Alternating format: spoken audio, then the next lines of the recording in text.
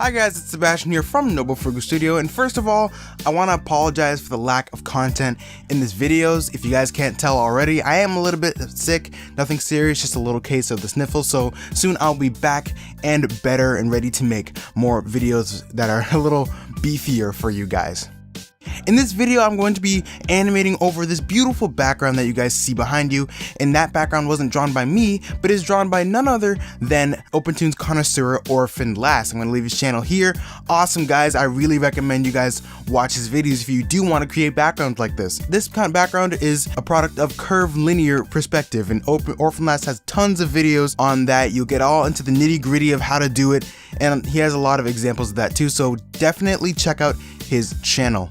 I do like the lighting content in this background. I don't even think I'm going to have to adjust it with any settings to give any shine. It's actually perfect for animation. So I'm just going to start by animating the roughs of this car going across the street now.